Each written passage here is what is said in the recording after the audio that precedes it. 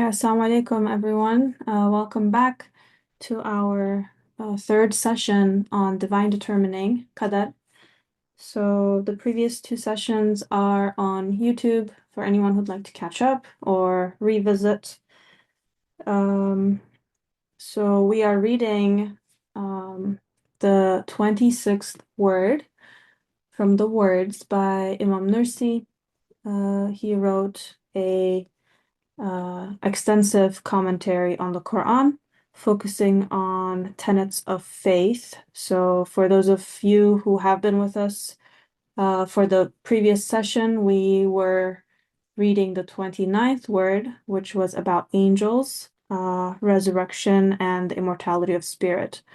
So, as you guys know, Qadar and angels are two of those six tenets of faith. And what we're hoping and intending to do at Receiving Nur, inshallah, as we renew our intention during our halakas, is to substantiate our claims of what we believe in, because we don't want to just say we believe in something, but it be empty. So when we say we believe in angels, or when we say we believe in Qadar, what does that mean? What kind of impact does that belief have in my life here and now? And how should it shape my worldview? So this is our general intention, inshallah. And as we read together, please share any questions or comments or feedback that you have on the text, because the more we ask of the text, the more we will get from it. So I will just again read the verses that we should keep on the back of our minds. This is at the beginning of this treatise. أعوذ بالله من الشيطان الرجيم بسم الله الرحمن الرحيم. And I'll just read the English here. And there is not a single thing that does not have its source with us, and we only send down thereof in accordance with a measure well defined. And of all things have we taken account in a clear book. Okay, so we have come up till here, and what we have discussed so far is our place in what has been determined, or what is determined, what is known, and how we should understand our power of choice as we experience it, as we practice it. And we are going into more detail on how to understand this. This is a fairly, I don't want to say philosophical, but it is a text that we will have to grapple with. So again, don't be shy with any of your questions. You can also write them in the chat to me or Sarah anonymously, and we can share them if you don't want to share with the whole group, inshallah. Okay, so I'll do that. And I know Sarah usually has notes from last week, so I'll see if she'd like to share anything, and then we'll open it up if anyone else has any reflections, and then we'll get to reading, inshallah. Assalamu alaikum, everyone. So just a short recap, and I'm going to make it extra brief because I'm sitting more with questions as I observe the world. And I think it's important to focus on this aspect first. So a lot of us have questions about, was it predetermined, or was it my free will? Like, did I choose this, or did God choose this? Or where is this fine balance between what happens to me and my free will that's choosing in the midst of it? And so just as again, a recap of sort of the etiquette and adab of being a student of the Quran and the Risale Noor with Dr. Yamina as our resident scholar is that there's a beauty in learning to sit uncomfortably with questions because then it's patience, it's reflection, it invites um really just planting the seed of the question. And we know that when you have questions, then the guidance, we become more needy for his guidance, more hungry for his guidance, more open to receive his guidance when we allow those questions to germinate, inshallah, and we sit there nurturing them with reflection and thought. So just as a quick summary, we talked about the happenings that seem gruesome, the atrocities. And Dr. Yamina reminded us that seeing the atrocities as bad and evil is a good thing. Yes to condemning them, yes to taking action, and here's the part, yes to humbly accepting that we are not the all-knowing ones, and to approach with humility instead of approaching the happenings with using the anger that he gives us, the dislike that belongs to him, to close the door, to judge, to turn arrogantly away, as opposed to using it as opportunity to renew and refresh the reality that we are not the all-knowing. Dr. Yamina reminded us that the wisdom of the happenings, most of the wisdom, yes, some of the wisdom of the happenings pertains to this world, but more so pertains to the real life, akhirah. So it's beyond our reason.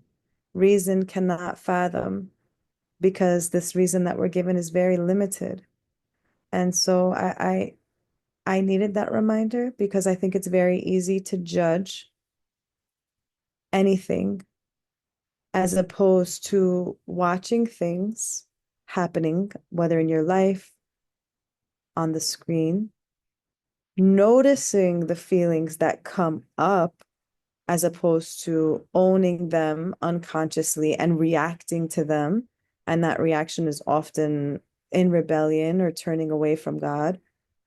Noticing the feelings and then accepting that we don't know and bringing our need for guidance, our need for understanding to God humbly as the created beings. And that's all I really want to share. For me, it was very practical and it really helped me in my practical life to remember that to come to let go of the judgment, to come to God first in a peaceful way, saying, I accept that I don't know the wisdom of what's happening and I need help with how to navigate this. And then again, sitting with that discomfort until I feel inspired to move. Alhamdulillah.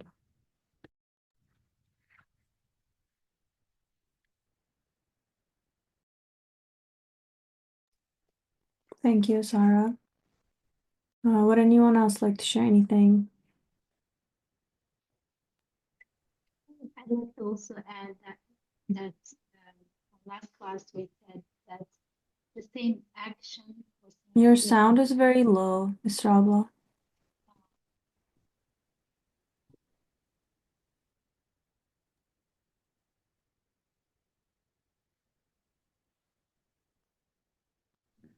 Is this better? Yes. Okay. So the same event could have two aspects to it. One aspect looking at destiny, divine will, and the other aspect looking at people's choices. And I find this extremely liberating because the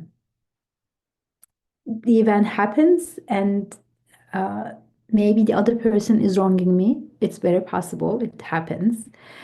Or sometimes I'm misinterpreting, but sometimes it happens that generally the other person is, let's say, discriminating against me or being unfair to me. That is the aspect that looks to him. At the same time, that event is a fresh new part of my destiny, that I was meant to encounter this, and I have a choice on how I can respond, how I respond to this. So this very same event can have these two uh, aspects at the same time. I think that's very liberating, because otherwise I feel like I'm a victim of this person's choice. Uh, but that's only one aspect, that he chose to do this thing. But from the other side, this is my new challenge today, but challenge not against me. It's put on my way for a wisdom that is, as Sarah said, I don't necessarily know the full picture, but I do know that it's coming from the merciful and wise one. And maybe it's something to clear inside me. Maybe it's a way to help me grow, go deeper, be prepared to something new coming. But whatever it is, it's the very same event. Also has directly related to my destiny arranged by my creator.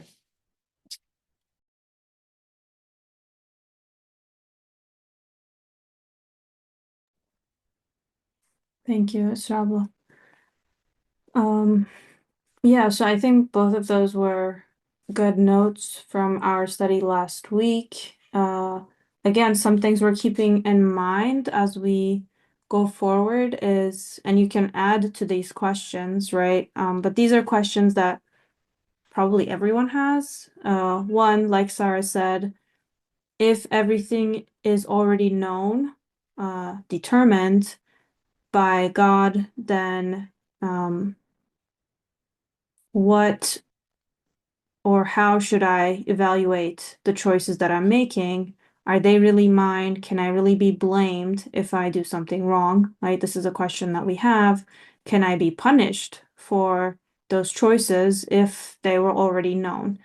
Then we have other aspects of Qadar, which are how should I make sense of or react to, or how can I reconcile this idea that everything is known with the fact that some of those things that I witness and see and experience are really terrible. So, how can I look at all this that is being created and still come away with the conclusion that everything God is creating is beautiful and wise and merciful, even though what I'm witnessing seems horrendous and terrifying or atrocious. So there seems to be some sort of clash, right? So these are all questions that we should keep in mind as we are reading, inshallah. Assalamu alaikum. One point, I think that we've seen the topic of the angels, and also in the introduction, what we read the last 2 weeks in this topic on Iman bil Qadar, is before we can grapple with any of these questions, I personally feel that we need to be clear about few points. And the first one is anything good that comes from me, I am not the owner. I am not the creator. I am not the doer. And that's the basis of Shahada. When I perform the Shahada, I am witnessing, I'm experiencing, I'm confirming, I'm proclaiming that La ilaha illallah. I'll stay only on the first part of the Shahada. La ilaha illallah. There is nothing, no deity worth worshipping, worth asking for help except Allah, except God. means لا خالق إلا الله. There is no creator except him. لا معين إلا الله. There is no helper except him. There is no, and you can put all the names of God and anything that's good is from him. This, if it is a shahada, it means when I am helping, I am not the helper. When I am seeing, I am not the seer. I am made to see. Of course, we say I see because it's for practical purposes. But a conscious mu'min, a believer, is someone who confirms, witnesses, observes, and testifies that truly I am not the one who is doing this. It is like, as Imam Nussi says in another 19th word, it's like the tree, not 19th, I think it's the 18th word. The tree cannot claim ownership of its fruit. It's not making it. That's how we first start the shahada in the outer world around us. And we realize, we talked about cause and effect. It seems like the fruit is coming from the tree, so the tree is making it. But we learn from the Quran to question this. And when we ask the question, is the tree making the fruit? Can it make the fruit? No. For the tree to bear fruits, the whole universe, everything has to be as it is.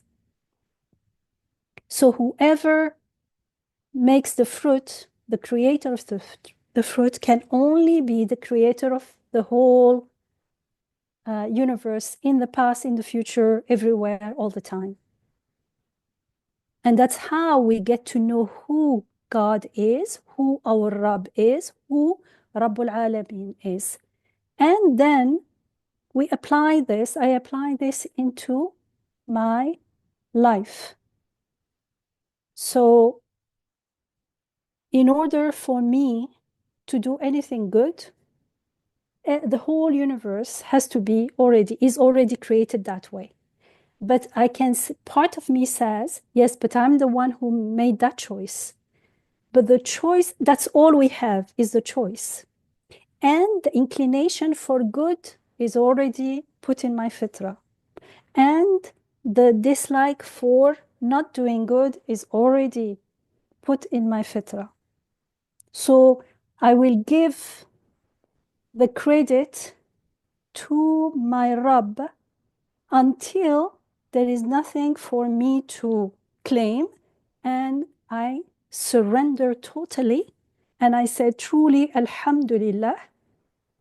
And when I find that ego voice saying, but like, still, you're the one doing something, I make istighfar.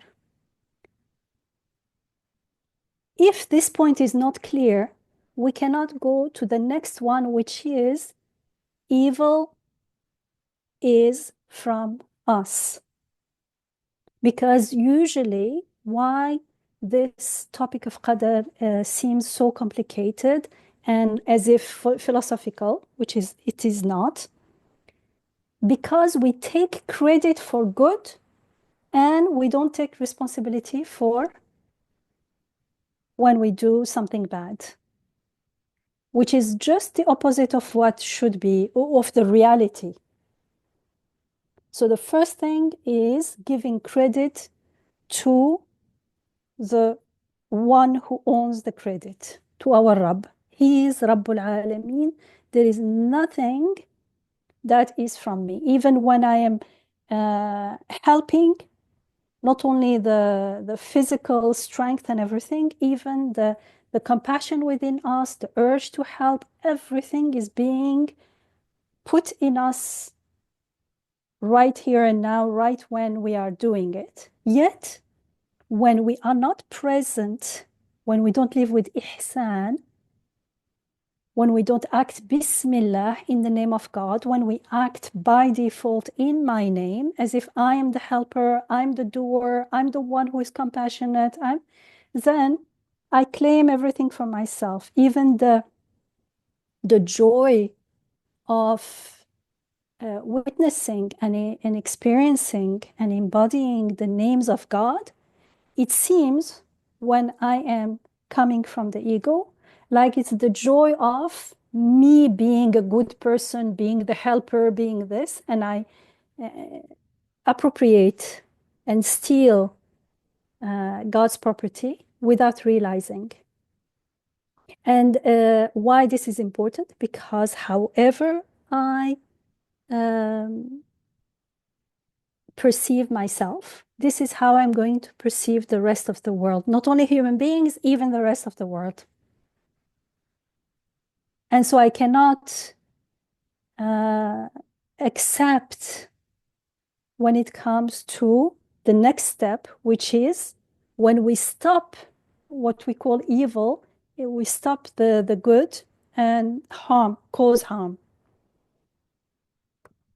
So this point is very, and then all the points that have been shared are very important, but we can, if we start from there without the foundation being clear, if we are discussing but we are still coming from the ego, then it seems like it seems like philosophical because we would be discussing it intellectually. Whereas if we're coming from surrender, from a state of shahada, from a state of acting in the name of God, living in the name of God, living in ihsan, in surrender to the divine will, then we start having a taste of the limits of our free will and how it relates to divine will. And then all the discussion here that won't feel intellectual, it won't feel philosophical, and it will be much easier to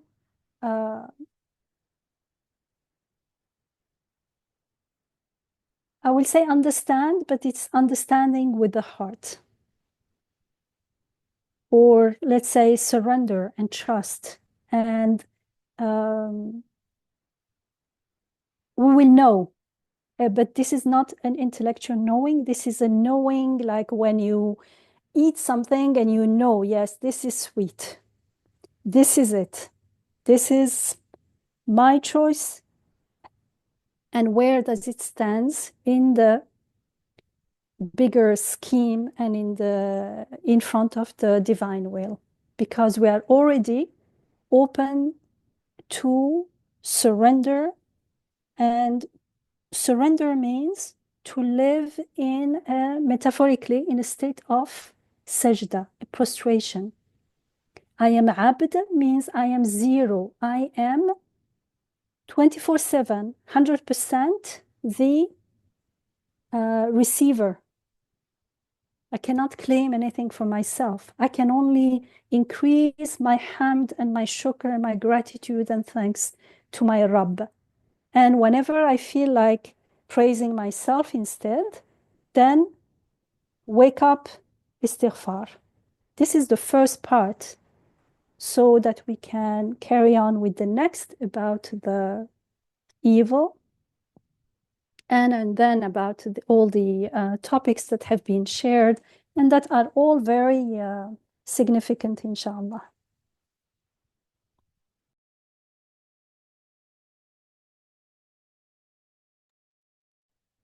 Thank you, Dr. Yumina.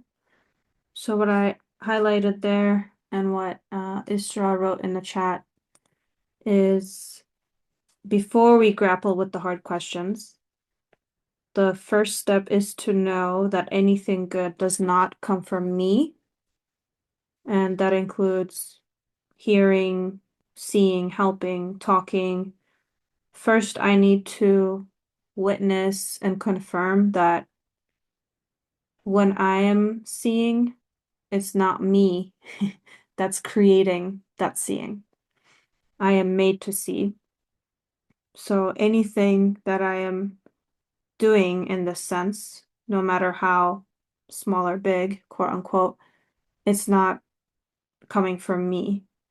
So by actually witnessing this, bearing witness to this reality, then I get to know who my creator, my sustainer is, right? The helper, the seer, um, the hearing, etc. And then once I confirm this, the second step will be to see that the choice, like the ability to choose, is all I have. And any evil that is created is from me, like my responsibility in the sense that I made that choice. Because I'm already created with an inclination to do good and to stay away from bad.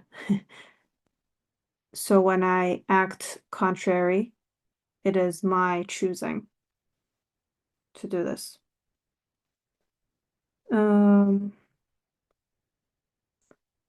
Yes, Sarah, go ahead. It just occurred to me that from Dr. Yamina's point of what's important for us to be just clear with in order to dig into the subject of Qadar, divine determining.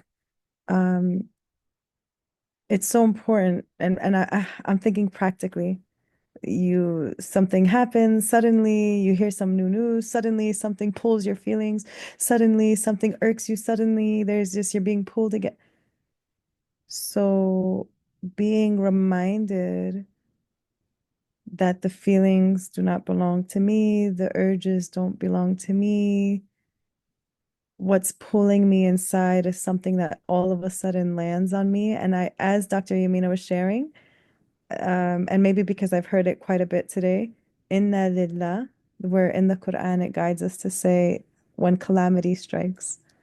Um, and it's so interesting because those of us that are also following Islam from within, we talked about with Dr. Ali, the musiba, the word used in the Quran, um, what it actually means when this calamity strikes is something that hits a target precisely, something directed precisely. So when we are suddenly struck with the feeling that targets us in a specific way through a specific event, the Quran calls us to say, Inna lillah, it belongs to God. We all belong. This belongs to God. We belong to Inna lillah. Like this is not me. I feel so, how could this be? I'm so, yani, subhanallah. Inna lillah, to quickly give the credit to God. Wa inna ilayhi raji'un. So I know we've been saying a couple of friends have been bringing this up today, and I thought that would be a beautiful connection, inshallah.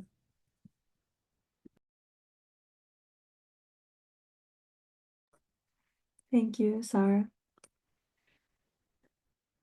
Wa alaikum salam, Sarah. And Elif recommended a movie, so you guys can keep that in mind for the topic, inshallah. Yes, Elif, go ahead. Thank you.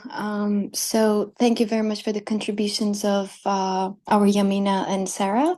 And thank you for moderating. And I'm like, that reminded me the beautiful words from Surah Al-Kahf. The dialogue between the Moses and the I'm so sorry, I don't know the English terms. So the kind of it was the message that like you never know the uh the deeper meaning of the things when they're happening, and you deem it very like evil. That person was cutting the children's like head at the very first place, but then like Prophet was actually questioning him, like why you were doing this, because he couldn't really be patient and he couldn't really be see because he wasn't really foreseeing the future. But in the future, only Allah would know, and that is why Allah would send his mission over someone to cut or just destroy those boys because they would be really in bad deeds to their parents, and they would just get them out of the track of faith. So I think every time, from my perspective, every time I feel like I'm just getting into a way that just a little bit even questioning what is happening, or simply why these things are happening, kind of questions come into my mind. I remember those verses in Surah Al-Kahf for me. Like this is, I guess this is the very point of the things that we're talking right now. Just wanted to share a little.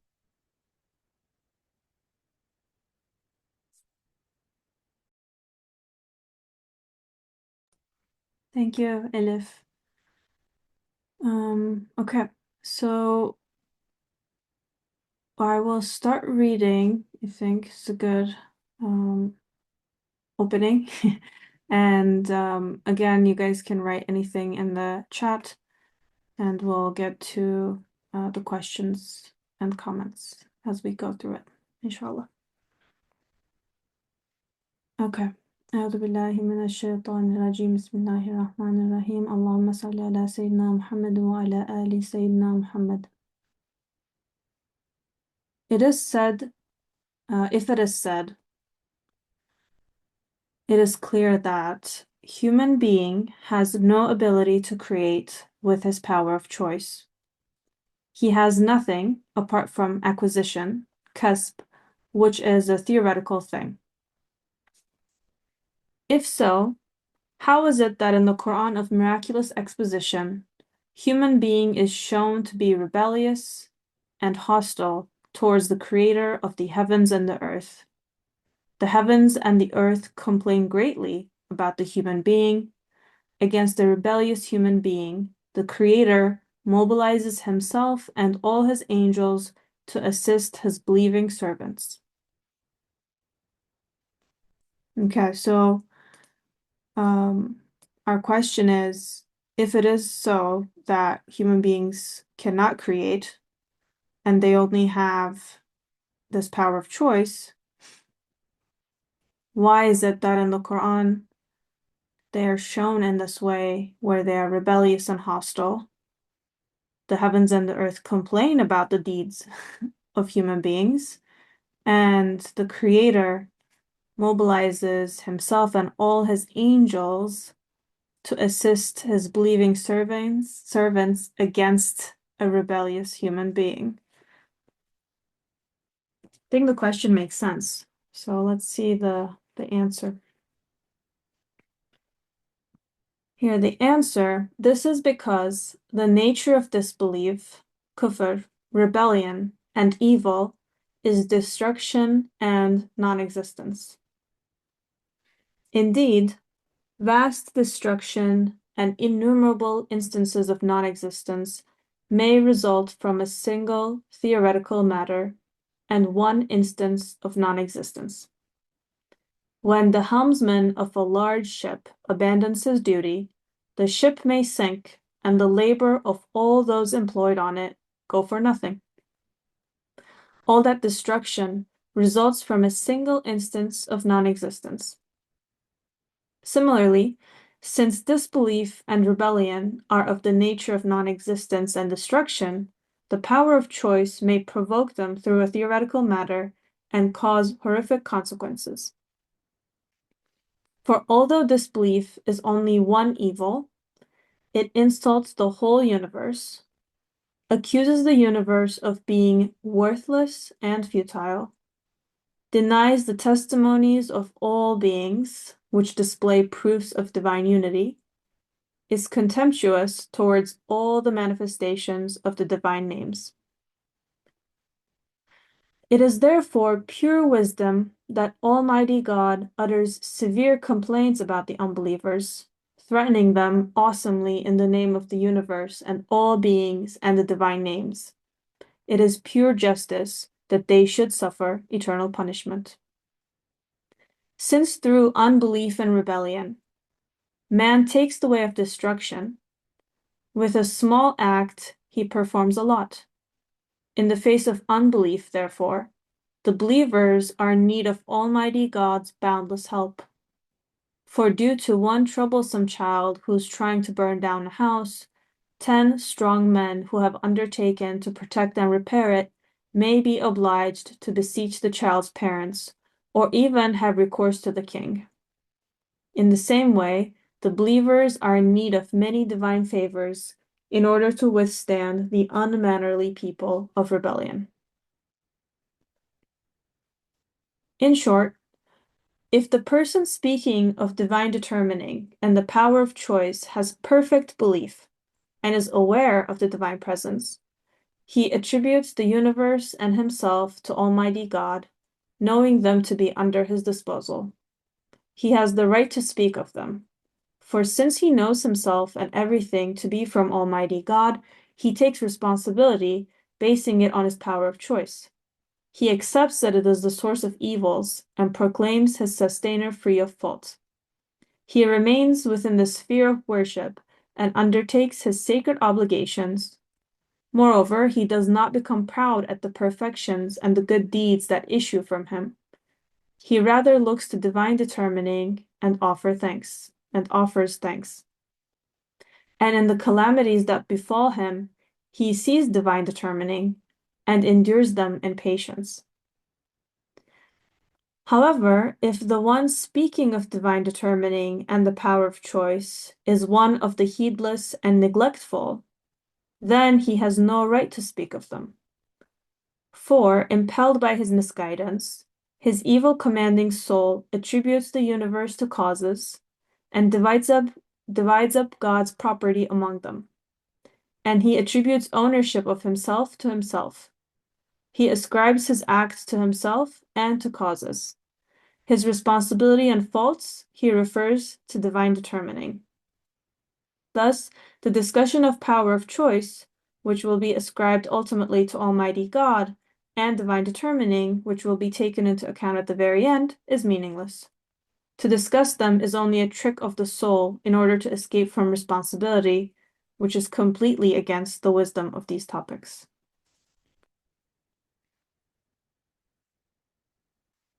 And this summary reminds me of Dr. Yamina's reminder at the beginning. And also what we've been saying the past couple of weeks about being honest with ourselves.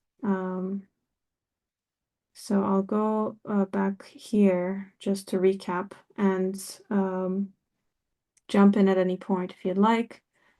So our question was pretty clear. If it is so that human beings have no ability to actually create, they only have this power of choice, why is it that in the Quran we see all this complaints about them, hostility, or not hostility, why are they shown to be rebellious and hostile, and why are angels and God mobilized to assist believers against these rebellious human beings if they're so powerless. So here we got this example, analogy, metaphor of a ship whose helmsman abandons his duty. And if you guys remember, we talked about similar examples at the beginning and also in our study of angels. When we're trying to understand this non-existence and destruction and how evil, the nature of evil or disbelief or rebellion is destruction and non-existence, we gave similar examples. So you have a lot of people working in a ship. They all have different duties, responsibilities, and they're all doing what they need to do. But if only one person, who was the helmsman, who was making sure that the ship is going in a clear route, is not going to run into anything, abandons his post, then the ship will be destroyed. So even though it's only one person and he's just leaving his post, it creates a sort of, well, not creates, it destroys the whole ship and everyone's efforts and responsibilities and duties that are keeping the ship together. So here we get a similarity between how evil in our world functions too. And then here I really like this part. Disbelief is only one evil, although disbelief is only one evil. It insults the whole universe, accuses the universe of being worthless and futile, denies the testimonies of all beings, which display proofs of divine unity, and is contemptuous towards all the manifestations of the divine names.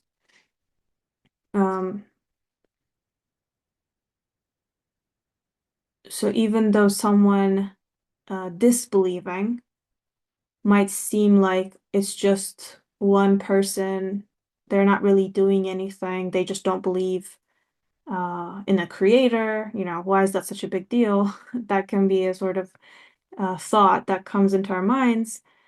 Imam Nursi is showing us that even though, right, this belief seems or is only one evil, its impact is so universal and expansive, right? It insults the whole universe.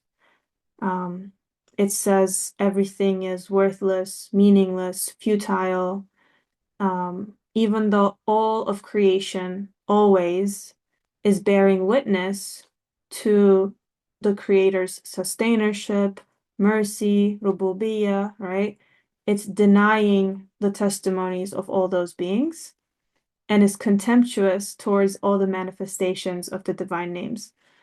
So even though it's one thing, the nature of disbelief or non-existence or about evil is destruction and non-existence, and it's vast.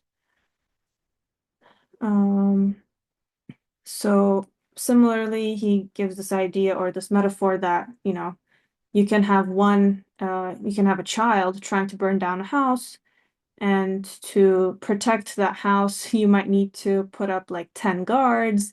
You might need to take a lot of precaution. Similarly, right? Because destruction, evil is easier to bring about, but protection, repair, it requires more attention, effort. Okay, and then here, this is about methodology, right? So where do we see ourselves in how we're talking about divine determining? I thought this part was also interesting. I find myself here most of the time. So this was a good wake-up call. But I'll stop here before we move on to the second topic, if anyone would like to share any reflections. And Dr. Amina, if you'd like to comment.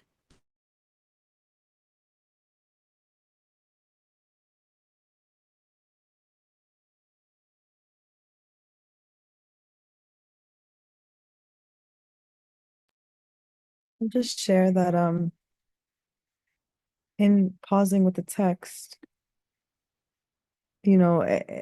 we like it sounds like when he's talking about kufr, like, oh, thank God we're not kuffar. Like, thank God we don't do kufr. Like, whereas I'm over here, like, how many times today or this past week did I look at a situation with contempt and just look at it like really with an eye of just, and the word that says is contemptuous towards all the manifestations of the divine names. Was I seeing any divine names? Or was I so caught up in my feelings about how horrendous or how unbelievable or how horrible or how unbelievable this is that I didn't pause enough to notice again what he brings the comparison beautifully. Um, the one who, oh, in short, so the person who has perfect belief and is aware of the divine presence. So and that's why, like the prophet's prayer for the heart to be steadfast on the presence of God, on seeing the world through the Quranic lens, which is seeing God's presence, his names within and without, and how much we all have to realize that like astaghfirullah becomes the first word that I need to repeat if I'm gonna, pause and really do some remembrance. It has to be astaghfirullah. And that's just, keeping it real and looking at myself with how many times did I just get swallowed by my own feelings and was not aware of the divine presence. Um, and then taking responsibility and then making istighfar and how beautiful that is to come back to, to belief through that. That's all.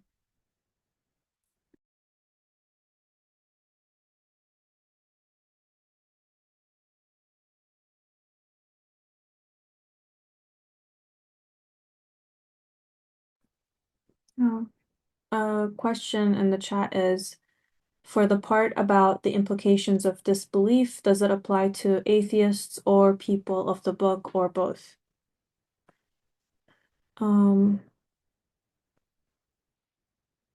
I can answer from what I think, but I'll see if Dr. Yamina would like to jump in here.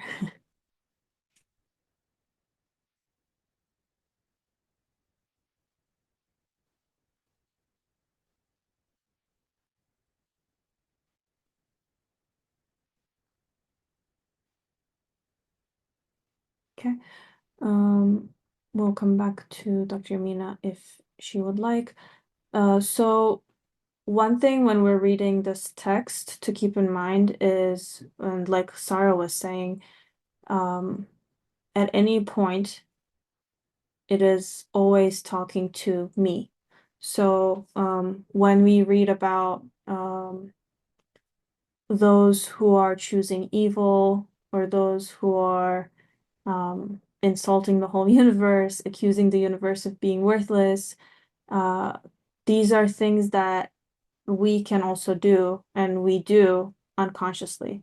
So when we're reading the Risale Nur, one thing that we try to practice is introspective tafakkur, reflection. So how does this point to something in my life, in my experience? Like Sarah was saying, something I can question is, am I going through my day and acting like any of these things? And we can fall into states of heedlessness, ghafla, neglect, right? Oops, where we, and this is sometimes validated or made normal by the culture that we're in, by the language that we use. But for me, at least, I do sometimes find myself thinking of things as meaningless or as happening on their own or as happening through causes, right? So one thing that he had said here is if we read this part, if the one speaking of divine determining and the power of choice is one of the heedless and neglectful, then he has no right to speak of them. For impelled by his misguidance, his evil commanding soul attributes the universe to causes and divides up God's property among them. And again, these are things that we can see in ourselves. At least I see in myself. because as he said before, and as we have talked about before, when we do good things and we want to take responsibility for them, we want to take or claim ownership of them, the logical conclusion of that is to give everything a little bit of ownership. If the good things that I'm doing, the help I'm giving someone, or the seeing, the hearing, I am saying it's mine. The mercy I feel is mine. The help I gave someone is mine. Then I am dividing up God's property, right? I am taking my little share. And by doing that, I paved the way for giving everything a little bit of that power. The tree is the reason that it bears fruit, or the clouds are the ones carrying the water. These kinds of or ways of thinking is part of the problem. So whenever we see heedlessness, neglect, evil, destruction, let's try not to think, oh, this is what atheists are doing, but think, is it something that I am doing? Or is it possible that I may be doing these things without knowing? Because the intention is to live and witness consciously. So it could be that unconsciously I am doing these things, or I'm falling into these kinds of thought patterns, but it's possible to get out of them by doing these reflections. And it goes back to what Sarah was saying about that discomfort, about staying with the feelings that we're feeling, because nobody wants to be on this side. Nobody wants to be the one who's insulting the whole universe, denying the testimonies of all beings. This is not something that we do consciously, but it could be something that we're doing unconsciously without being aware of it. I hope that answered your question. And if anyone would like to add anything, go ahead. If not, I will start second topic. Yes, Just Dr. a Mina. clarification, what you last shared about it being unconscious. It is unconscious and it's done by default. This is something that we emphasized a lot when we were reading surahs from the Quran. And we see this topic coming, this theme of God telling us you have two choices. And when we don't consciously choose to live as abd, as a worshiper of God, which means we are striving to know God, to be conscious students of the Quran and practicing the teaching of the Quran in our life. We are practicing the Shahada, we're not just saying the words. Then by default, whether we acknowledge it or not, most probably when we cannot acknowledge it because we are not aware of it, as you said, unconsciously, we will find ourselves in this category, which is if when I look around me, I have not learned. First, I have to learn it. Second, I have to practice it, to remember and practice it until I become good at it. So it becomes my way of being, my way of life. Wherever I turn, I see the beautiful names of God. فَثَمَّ وَجْهَ اللَّهِ. There is the face of God, the countenance of God. It means the face of everything that reflects the beautiful names of God. And everything, wherever I turn, I hear the glorification, the tasbihat of the creation. They are all proclaiming the names of God. They are proclaiming the shahad. They are testifying to their creator and making him known with his beautiful names. That's how I get to practice my shahada, by observing and experiencing their testimony. If I have not learned this, by default, wherever I turn, it will look like just things happening on their own, even if intellectually I claim that everything is created by God, but each event or the seasons and everything, they're happening naturally. And so I fall into the insult of the universe. It's not like I am looking at it with contempt or only when things are not going on my way. No, no, no. Everything is going on, everything is beautiful. Even the beauty, without realizing, I attribute it to things themselves. The tree is beautiful. The view itself is beautiful. The baby is adorable itself in itself. I don't mean it, but I have not learned to consciously connect this to the creator. So it becomes worthless and futile because there is no in itself, because it is transient, because it is impermanent, then it ends very quickly and the beautiful flower just wilts and there is nothing left. And that's it. So there is, if it is not connected to the beautiful names of God, if it is not connected to akhirah, to eternal life, to infinity, then it becomes worthless. It becomes meaningless in itself because we are stuck in it horizontally. We are unaware of the vertical connection to the eternal maker, the creator. So we deny the testimonies. We are not actually denying the testimonies for someone may be denying the existence of God, but most people don't deny actively. They deny by default the testimonies of all beings because we don't see any testimony. Nothing is testifying to anything. Maybe from time to time we see something unusual, it attracts our attention, and we say, oh, subhanallah, and very quickly we forget about it. And this way of being, of living, which is a shirki way of being, and that's why the Quran warns us against it again and again.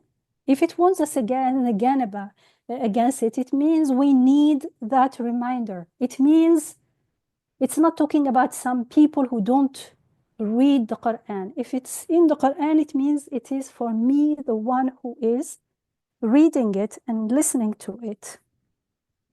And it's becoming easier and easier to see the end results of this kind of denial. When we deny the ownership of the maker, the true owner of everything, by default, without realizing, unconsciously, for instance, we think of our life as mine. I do whatever I want with it, and I add maybe some prayer, salat, 5 daily, or praying Ramadan or something. It depends on the person. But we can see in people who totally have no connection with God, how the more they deny, the more there is no sense of sacred. Now, more and more, the sense of values, of human values, is dissolving. There's no sense of sacred. Everything goes. So there is an inherent destruction in that unbelief. Destruction of values, destruction of the sacred, destruction of the fitrah. Because we said, for instance, destruction is very easy. We can see people are not making war. They go and just bomb people and destroy everything. Physically, it's horizontally, it's very easy. But in fact, they are going against the fitrah. That's why last time some shared how people either commit suicide or live in trauma and whatever they call it, because they are going against the fitra. So in fact, it is a destruction in the outer world comes with the destruction of inside. Why? Because the person does not recognize the sacredness of the fitra. So you can go against it. I will do whatever I want, not only in war, in so-called peaceful life. All this corruption of social life, individual life, of social relationships, of not looking after the weak, the old, no respect, no, they are all the result, the end results, and there are degrees and degrees of this stand of I own myself, I own my life, I own my body, I do whatever I want with my body. So it's not always about ugliness and things that you don't like. No, they say the human body is beautiful, therefore go and display it. Subhanallah. You see, there is no guidance, no sacredness of the human body, and then people can do all kinds of things. And then you say, Alhamdulillah, that we have a Sharia. Allah knows us and says, you need to protect sacredness. You need to protect, for instance, the human body is so sacred, so important, it needs protection. Family life needs protection. This needs protection. Otherwise, when we don't follow that guidance, we can find ourselves from a small claim, which is a lie, the outer action in the world, so much ugliness and so much, it's not only corruption, but it's like rotting society. You can feel the nothing is sacred. It's a destruction of the fitra, destruction of individual life, of family life, of social life, of nature. Nature is not sacred anymore. So all these things are related to this shirki perception, which is based on a lie, on a denial, but that denial can be not necessarily an active denial. It could be a passive by default. We have never testified or, we never witnessed the testimonies. So we find ourselves in that situation. And it reminds me of the famous ayah in the Quran. It's not the only one. There are so many times, again and again, we are told in the Quran, there is no neutral way of being. When you are not consciously living with Iman in the presence of God, with Ihsan, then by default, you are in shirk, even when you are not denying the existence of God. And so the ayah that always comes to my mind is وَمَنْ يَعْشُ عَنْ ذِكْرِ الرَّحْمَنِ نُقَيِّضْ لَهُ شَيْطَانًا فَهُوَ لَهُ قَرِينٌ. Whoever turns away from dhikr al-Rahman, from the remembrance of the Rahman, the most merciful or the most compassionate, then we assign to him a shaitan, an evil one, as a companion. So if we are not in conscious remembering of, it doesn't say God, Rahman, it means we are seeing and experiencing the Rahmah everywhere, all the time. Rahman is also the Rahmah being abundant and everywhere. Then نقيد له شيطانا. Then shaitan becomes your companion. فهو له قرين. So it becomes your companion. There is no in between. we don't want to have shaitan as our qarin, then we have to remember God. And this is not only, we have to remember God means we need to be honest.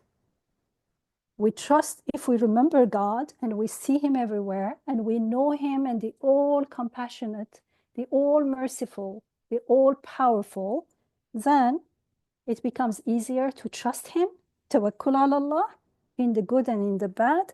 And in the bad, in the good, we will have sabr, persistence in remembering, persistence in gratitude and thanks, and in hardships, sabr, patience, and trusting that all is good, even if I can't see, because I am not supposed to know everything. I know my limits, and so, but I trust him. So this, there is no in between, is important to keep in mind, because we think when we are not denying something, then we are accepting it or believing it. And what I want to say that there are not only degrees, but also areas.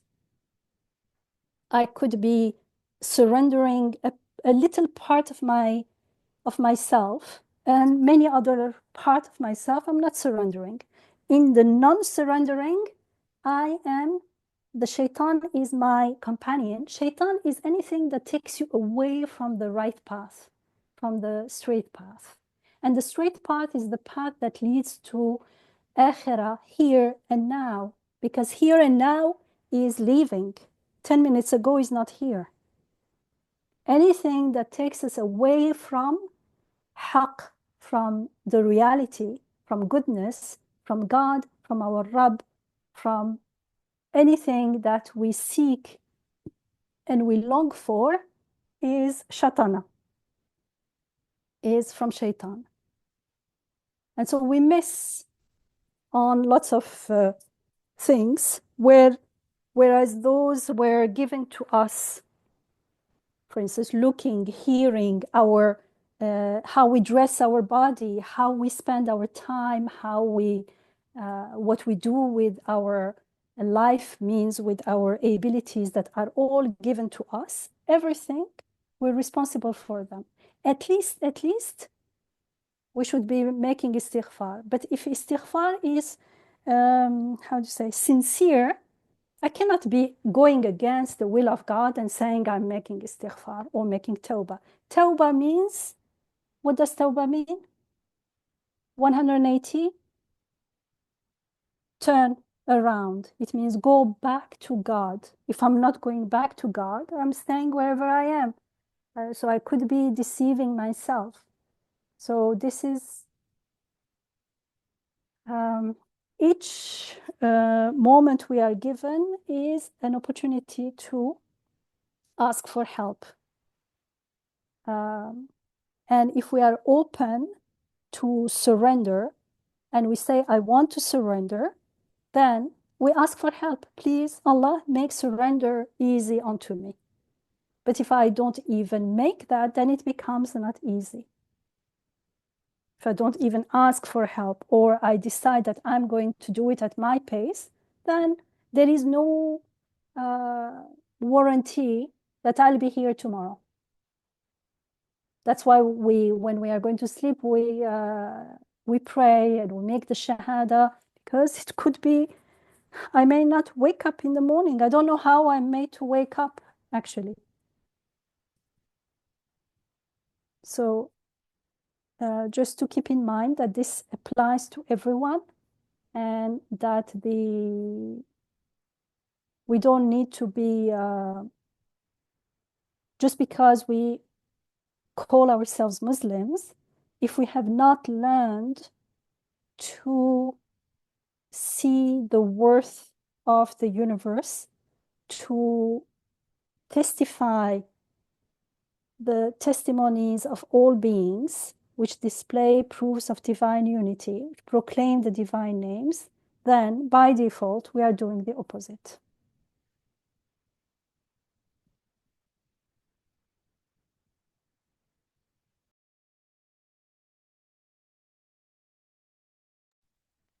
Thank you, Dr. Yamina.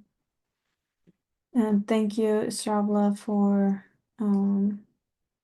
putting the ayah in the chat for anyone who'd like to see what Dr. Yamina referenced, inshallah.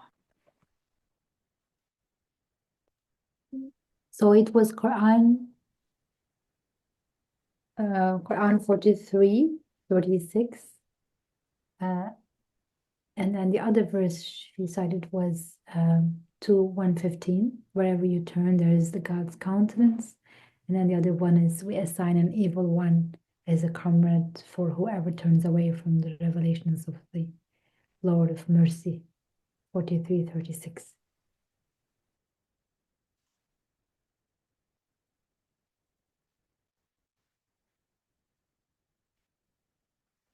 Thank you. Okay, so let's start on the second topic. We have 15 minutes, so maybe we'll just read the first and the second and the third, maybe. Okay.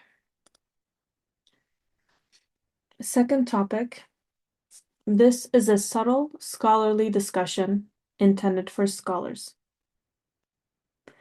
If you say, how can we reconcile divine determining destiny with free will? The answer, in 7 aspects. First, the universe, through its order and balance, bears witness to the wisdom and justice of an all-just and wise one. Such a one surely has given to human being free will through which reward and punishment will be possible. We do not know the nature of such free will. However, we also do not know of many wisdoms of that all-just and wise one. Hence, the fact that we do not know how our free will is compatible with divine determining does not show that they are not compatible.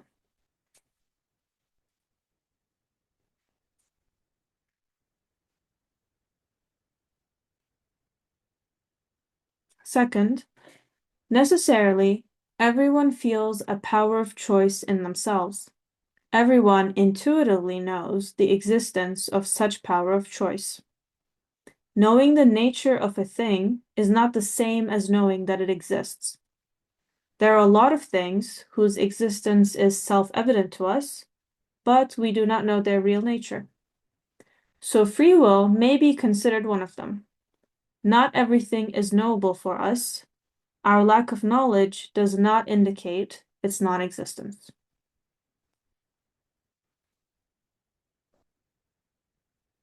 Third, power of choice is not against divine determining. Rather, divine determining confirms the power of choice. For divine determining is a type of divine knowledge. Divine knowledge pertains to our free will. Thus, it confirms free will, does not cancel it. Okay, so let's just do a quick recap. The question here is, how can we reconcile divine determining, Qadar, with free will? And the answer will be in 7 aspects. So the first one was focus on these 2 beautiful names, all just and wise one. And Imam Nursi said the universe, through its order and balance, bears witness to the wisdom and justice of an all just and wise one. Okay, so such a one surely has given to human being free will through which reward and punishment will be possible. We have studied this claim before as well in the 29th word when we were studying resurrection, and also in the 10th word for anyone who'd like to do further reading. We do not know the nature of such free will. However, we also do not know of many wisdoms of that all just and wise one. Hence, the fact that we do not know how our free will is compatible does not show that they're not compatible. So the logic in this first and second one is, I think, highlighting the limitations of our knowledge and how we should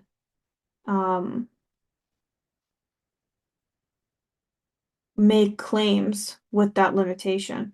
Because just because we don't know the nature of something or how X and Y can be compatible, that doesn't mean that they are not compatible or that they don't exist, right? It just means that it's a limitation of our knowledge and understanding. And we see a similar argument in the second one, right? Everyone feels a power of choice in themselves. We intuitively know the existence of such a power of choice. This is something everyone can confirm. Do you, in your life, experience this power of choice? Are you making choices? Are you picking what you wear in the morning, what you eat for breakfast, what you say to your coworker? This is something that you are intuitively confirming that exists for you. I am making a choice. But Imam Nursi is highlighting knowing the nature of a thing is not the same as knowing that it exists, right? There are a lot of things whose existence is self-evident to us, but we do not know their real nature. But our lack of knowledge here does not indicate its non-existence. So my intuitive feeling, experience of the power of choice, is enough for me to say that it exists to some degree. I don't need to know the essence or nature of it because not everything is knowable to me. But just because I can't know its real nature doesn't mean it doesn't exist. So this is the kind of logic that's moving through the first and second aspects. And then I here, think one example that comes to mind is like, and I think we can all testify to these kind of examples, like something that I really want and wish for, and then taking steps to get there, but I don't know exactly how to get there, but I really want to get there. Maybe it's something I'm really working towards in life, or really hoping and looking forward. But I do some things toward that, but then you look back and a lot of other things have actually been orchestrated, and then you get that job, let's say, or you get into that school that you wanted to get into. Uh, so those moments make it clear that it is interesting because you did want to go there, so then the path was opened to go there. At the same time, so many little things had to happen, um, little or big, that were set into motion before you even um, wanted to go there. Or like, let's say you're desperately applying, looking for a job, and then somebody, you bump into the bus and you haven't seen the person for years. It tells you about something that perfectly, and then you apply, and it looked like it was a coincidence that you met that person on the bus. It may have been that you got on the next bus and you didn't see that person, and he didn't tell you that opening in his uh, workplace. And then I mean, it actually personally happened to me something like this, that when I applied for my current job, and then I got it, alhamdulillah. My chair later on said, we actually had closed the applications after you. We actually got another person. And she bluntly told me we would have gotten him actually. I don't know if that's true, but she said, but we couldn't take that application because the deadline was over and that person was too late when they applied. You were like, what? But but you really wanted to get the job, and then you know so I don't know if it's making clear, but I can't explain in reference to the first and second, like I can't quite explain how is divine will and meshing with my will to bring about that result, because I do apply, I do my part, I do really, really want this, and yet there's so many other people's will um, that are cooperating with that result that I have no control over. So did I choose this? Yeah. Did I did you know did divine will bring me here? Yes. And how did the two interact? I don't know. But there is but I can in my little way confirm that I did make some choices to end up here. At the same time, um, there's also destiny. You look back as like, well, I guess I was meant to be here. Um, I don't know if that's making sense.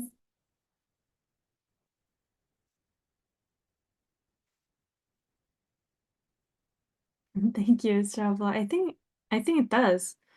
And I don't know if I'll get to the third one because we only have 5 minutes left.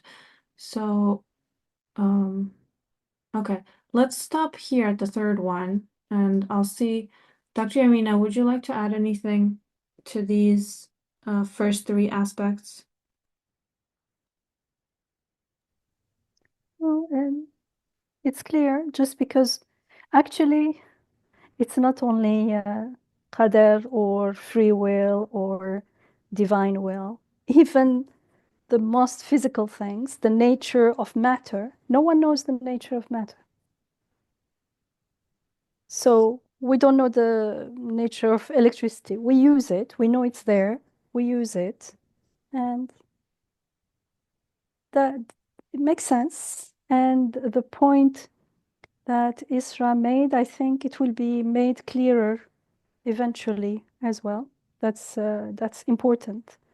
It's part of everything is interconnected, and our choice is just a tiny saying, "I want this." It's fi'li dua. It's a prayer in action, and it's related to the humility of knowing that we do not create anything. We just choose and it is given to us. The more we stay with this, the more we reflect on this reality, the more it becomes easier to follow what is being explained to us here. And in real life, it becomes easier to realize how much we are blessed. And the more we surrender, the easier things come to us. Because we are not going against the flow and trying to insist on what we think we want, because sometimes we think we want something, but if it's not happening, then we learn to surrender to the flow of things, which is the divine will. And that's how to navigate that is something that we learn in the process of surrendering, in the process of witnessing the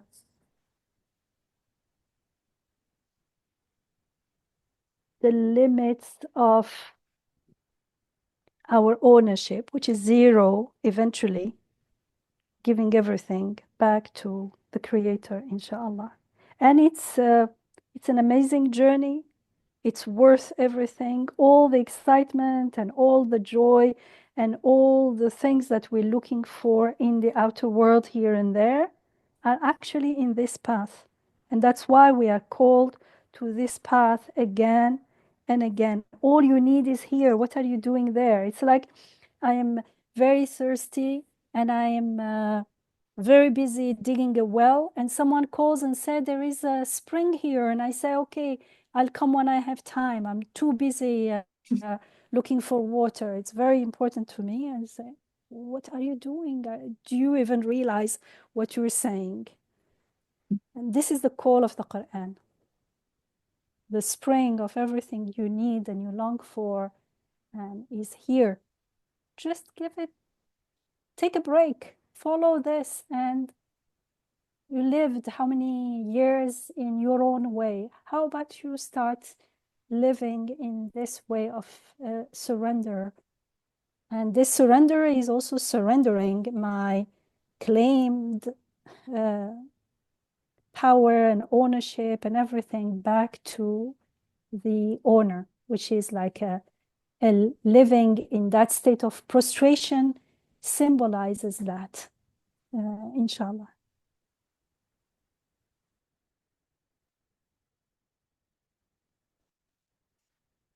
I love that analogy. Thank you, Dr. Amina. Okay, let's stop here at the third one. Would anyone like to share any final thoughts before we close up?